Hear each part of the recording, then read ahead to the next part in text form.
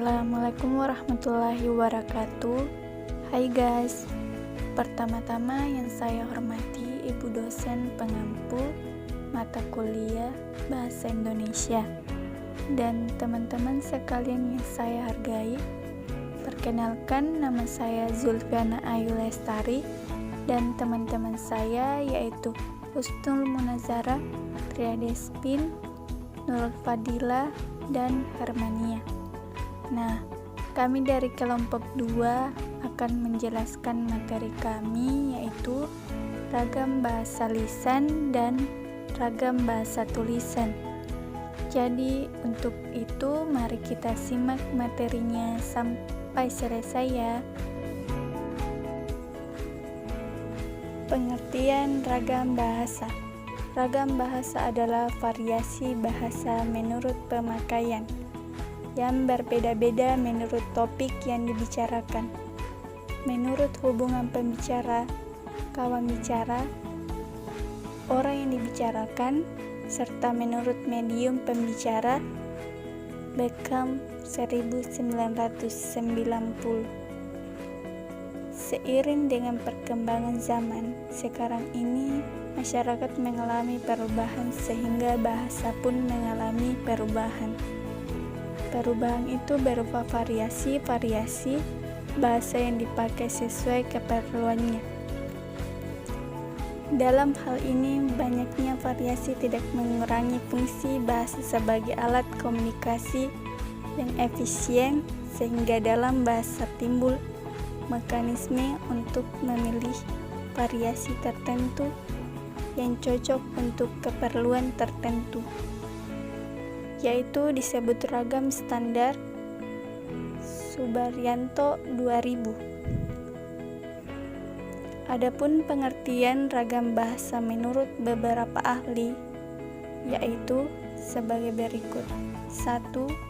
Ragam bahasa menurut Beckham 1999. Ragam bahasa adalah variasi bahasa menurut pemakaian yang berbeda-beda menurut topik yang dibicarakan, menurut hubungan pembicara, kawan bicara, orang yang dibicarakan, serta menurut medium pembicara. 2. Ragam bahasa menurut Dendi Sugono 1999 sehubungan dengan pemakaian bahasa Indonesia. Timbul dua masalah pokok, yaitu masalah penggunaan bahasa baku dan tak baku. Dalam situasi resmi, seperti di sekolah, di kantor, atau dalam pertemuan resmi digunakan bahasa baku. Sebaliknya, dalam situasi tidak resmi, seperti di rumah, di taman, atau di pasar, kita tidak dituntut menggunakan bahasa baku. 3. Ragam bahasa menurut Fasham, edi 1968. Suatu ragam bahasa, terutama ragam bahasa jurnalistik dan hukum, tidak tertutup kemungkinan untuk menggunakan bentuk kosakata ragam bahasa baku agar dapat menjadi panutan bagi masyarakat pengguna bahasa Indonesia. Dalam hal ini yang perlu diperhatikan adalah kaidah tentang norma yang berlaku yang berkaitan dengan latar belakang pembicaraan, situasi pembicaraan, pelaku bicara, dan topik pembicaraan. 4. Menurut Felicia 2001, ragam bahasa dibagi berdasarkan media pengantarnya atau sarananya yang terdiri atas ragam bahasa lisan dan ragam bahasa tulisan.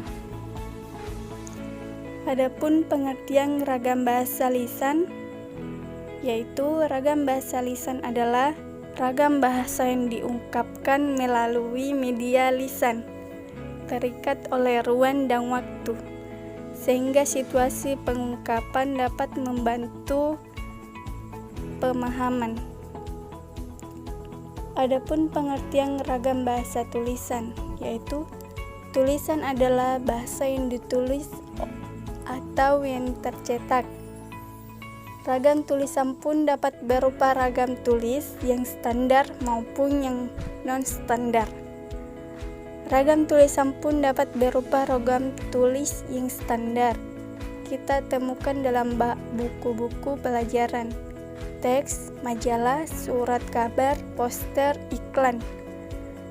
Sedangkan ragam tulisan temukan dalam majalah remaja, iklan, atau poster. Ciri-ciri dan macam-macam ragam bahasa lisan dan tulisan. Indonesia terdiri atas berbagai macam suku, budaya, agama, hingga bahasa. Dari unsur lain, bahasa menjadi media komunikasi yang digunakan seseorang untuk menyampaikan sebuah pesan atau informasi kepada pihak yang dituju. Perlu diketahui bahwa bahasa Indonesia juga memiliki ragamnya masing-masing. Pengguna bahasa ini terkadang menyesuaikan keadaan atau bidang-bidang tertentu. Contohnya, ketika berbicara dalam lingkup ilmu fisika, maka akan ditemukan kata-kata yang jarang didengar seperti destruksi, interferensi, dan lainnya. Sehingga dapat disimpulkan bahwa ragam bahasa Indonesia adalah variasi kata-kata berdasarkan pemakaian, topik yang dibicarakan, orang yang dibiarkan, serta medium pembicaraan. Macam-macam ragam bahasa Indonesia dikelompokkan menjadi 4, yaitu berdasarkan media, standar cara pandang penutur, sehingga topik pembicaraannya. Simak ulasan sebagai berikut. 1.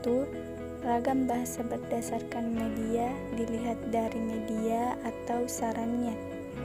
Bahasa Indonesia dibedakan menjadi 2, yaitu ragam lisan dan tulisan.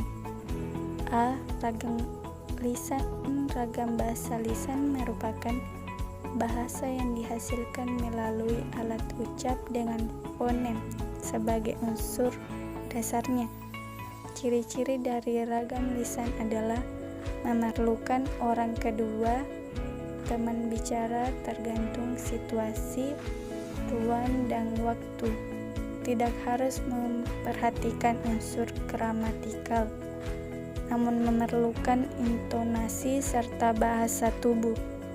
Berlangsung cepat, sering dapat berlangsung tanpa alat bantu, kesalahan langsung, dan dapat dikoreksi. B. Ragam tulisan. Ragam bahasa tulisan adalah bahasa yang dihasilkan dengan menggunakan rangkaian huruf sebagai unsurnya. Ciri-ciri dari ragam bahasa lisan yaitu tidak memerlukan orang kedua, teman bicara, tidak tergantung kondisi, ruang, serta waktu, harus memerhatikan unsur gramatikal, berlangsung lambat, selalu memakai alat bantu, kesalahan tidak langsung dikoreksi, hanya terbantu dengan tanda baca. Next, 2. Perbedaan ragam hias lisan dan tulisan. Perbedaan ragam bahasa lisan dan ragam bahasa tulisan. A. Ragam bahasa lisan. Ragam bahasa lisan berbeda dengan ragam bahasa tulisan, di mana pada bahasa lisan merupakan penyampaian langsung kita kepada sumber, di mana bahasa yang kita gunakan tidak harus terlalu baku, dan dalam penyampaiannya harus ada sumber yang langsung menerima suatu informasi dari kita. Pertama, didukung isyarat, paralinguistik, sintaksis bahasa lisan kurang terstruktur dibandingkan dengan sintaksis bahasa tulisan. Kedua, bahasa lisan jarang menggunakan konstruksi. Ketiga, bahasa lisan sering mengulangi bentuk sintaksis. 4. Bahasa lisan dapat diperhalus. B. Ragam bahasa tulisan. Ragam bahasa tulis berbeda dengan bahasa lisan yang dimana pada penyampaian kita tidak terlalu memerlukan kehadiran sumber, dan dalam penyampaiannya kita dapat menggunakan bahasa Indonesia yang baku agar dapat lebih jelas sumber mengirim informasi dari kita.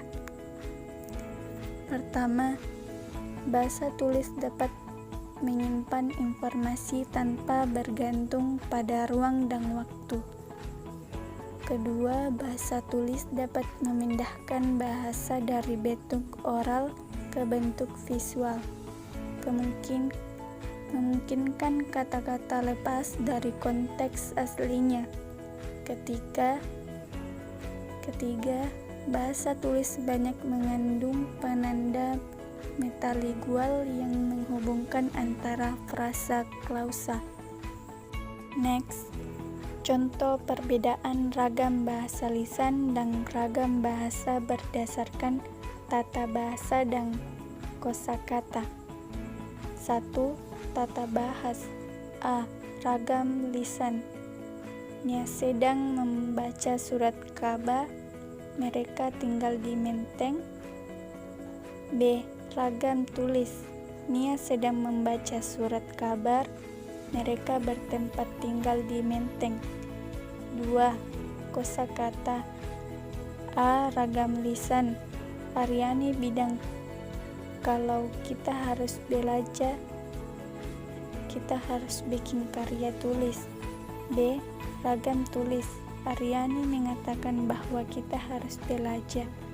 Kita harus membuat karya tulis. Istilah lain yang digunakan selain ragam bahasa baku adalah ragam bahasa standar, semi standar, dan non standar. Next, 3. Kelebihan dan kekurangan ragam bahasa lisan dan tulisan. 1. Kelebihan ragam bahasa lisan. Pertama, dapat disesuaikan dengan situasi. Kedua, faktor efisiensi. Ketiga, faktor kejelasan karena pembicara menambahkan unsur lain berupa tekanan dan gerak anggota badan agar pendengar mengerti apa yang dikatakan, seperti situasi, mimik, dan gerak-gerak pembicara. Keempat, faktor kecepatan. Pembicara segera melihat reaksi pendengar terhadap apa yang dibicarakan. Kelima, lebih bebas bentuknya karena faktor situasi yang memperjelas pengertian bahasa yang dituturkan oleh penutur.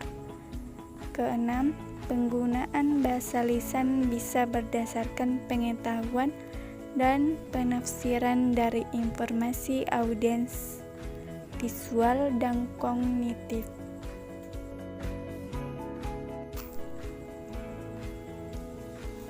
Kedua, kekurangan ragam bahasa lisan. Pertama, bahasa lisan berisi beberapa kalimat yang tidak lengkap, bahkan terhadap frase-frase sederhana. Kedua, penutur sering mengulangi beberapa kalimat. Ketiga, tidak semua orang bisa melakukan bahasa lisan. Keempat, aturan-aturan bahasa yang dilakukan tidak formal. 3. Kelebihan ragam bahasa tulis. Pertama, informasi yang disajikan bisa dipilih untuk dikemas sebagai media atau materi yang menarik dan menyenangkan. Kedua, umum memiliki kedekatan budaya dengan kehidupan masyarakat.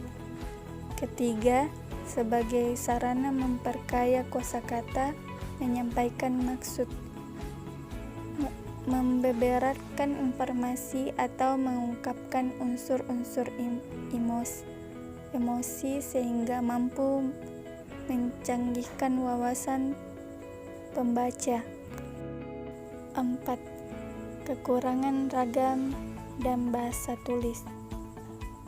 Pertama, alat atau sarana yang memperjelas pengertian seperti bahasa lisan itu tidak ada akibatnya. Bahasa tulis harus disusun lebih sempurna. Kedua, tidak mampu menyajikan berita secara lugas, jernih dan jujur. Jika harus mengikuti kaidah-kaidah bahasa yang dianggap cenderung miskin daya pikat dan nilai jual.